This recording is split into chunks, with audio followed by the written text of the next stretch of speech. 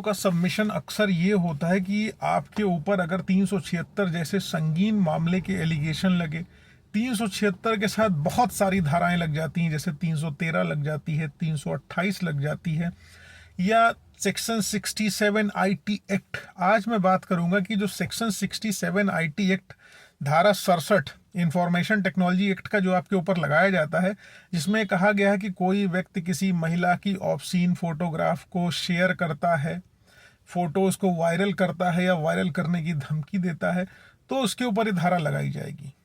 लेकिन आईओ साहब एक सबसे बड़ा ब्लंडर ये करते हैं कि विवेचना के दौरान वो किसी प्रकार के एविडेंस कलेक्शन पर बिल्कुल भी ध्यान नहीं देते।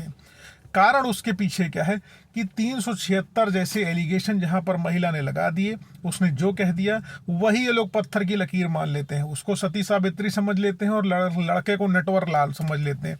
लेकिन समस्या यहाँ पर यह है कि लड़के को नटवर लाल समझ लेने से और लड़की को सती सावित्री समझ लेने से नुकसान हमारे समाज का होगा, नुकसान पुलिस सिस्टम का होगा, नुकसान जुडिशियल सिस्टम का होगा। लोगों का पुलिस से भरोसा खत्म हो जाएगा और जुडिशरी से भी भरोसा खत्म हो ही रहा है और हो जाएगा अगर ऐसे ही कन्विक्शन रेट रहे, ऐसे ही चीज़ें चलती रही।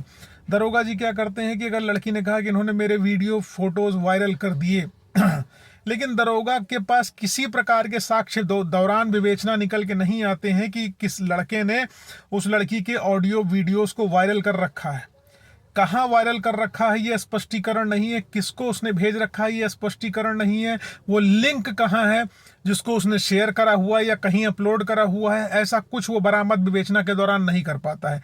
लेकिन फिर भी सेक्शन 67 आईटी एक्ट लगा देता है। उसी तरीके से 313 भी लगा दी जाती है। 313 आईपीसी लगाई जाती है कि टर्मिनेशन ऑफ प्रेगनेंसी के लिए। अब लड़की कह देती है कि इन्होंने मेरे साथ शारीरिक संबंध बनाए, शादी का वादा किया, मैं मां बनना चाहती थी, मैं प्रेग्नेंट हो गई थी, इन्होंने मेरे बच्चे को गिरा दिया। बिना शादी किए हुए आप मां बनने की चेष्टा कोई नहीं रखता है, नहीं रखेगा। कॉन्ट्रासेप्टिव पिल्स लड़कियां लेती हैं तो उसको दे देती हैं हवाला कि इन्होंने ये कॉन्ट्रासेप्टिव पिल्स खिला के, गर्भ निरोधक गोलियां खिला के मेरी प्रेगनेंसी को टर्मिनेट कर दिया है। लेकिन गर्भ निरोधक गोली का तात्पर्य कहीं पर भी टर्मिनेशन ऑफ प्रेगनेंसी से नहीं है, उसको आपात गोली बोला जाता है। जब आपने अनप्रोटेक्टेड सेक्स कर लिया है, जहां पर आप पेरेंट बनने की स्थिति में नहीं है, वहां पर आप इसका इस्तेमाल करते हैं।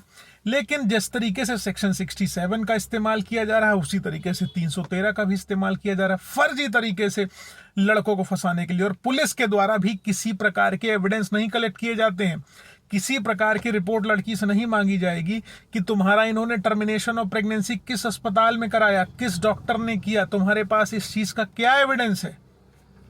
पुलिस किसी प्रकार के एविडेंसेस को नहीं मांगती है और इसी तरीके से लड़का बदतर तरीके से फंस जाता है। और पुलिस की एकदम दोयम दर्जे की, निम्नतम श्रेणी की जो विवेचना है, वो ऐसी विवेचना कर देने की वजह से एक अच्छे भले लड़के की पूरी जिंदगी बर्बाद हो जाती है। इनिशियल स्टेज पर सेक्सुअल रिलेशनशिप हमेशा कंसेंट से होता है, हमेशा सहमति से होता है, वादा हो या ना वादा हो, लेकिन सहमति से होता है। और सहमति टूट जाने पर, वादा टूट जाने पर या परिस्थिति विपरीत हो जाने पर व्यक्ति मुकदमा लिखा के निकल लेती है और पैसे की वसूली होती है। 376 जैसे मामले, रेप जैसे मामले, सेक्शन 67 जैसे मामले, सेक्शन 69 जो भी रिसेंट में आया हुआ है, ये सब धन वसूली का तरीका है। जैसे ही पैसा खत्म हो, प्लाट खरीदना है, 376 लिखा दो, 313 लगा दो, 67 आईटी एक्ट लगा दो, पॉक्सो लगा दो, प्लाट का पैसा तुमको लड़का झक मार के देगा और तुम्हारे प्लाट आ जाएगा। इस तरीके के इंसिडेंट चल रहे हैं। अभी रिसेंटली एक केस में तो मैंने देखा, लड़की ने जो एक्यूज है उसके भाई से कहा कि ऐसा भैया हम लखनऊ में कब तक रहेंगे किराए के मकान में, हमको प्लाट चाहिए। अब आप अंदाजा लगा सकते हैं कि फर्जी मुकदमे लिखा के किस तरीके से चीजें करी जा रही हैं।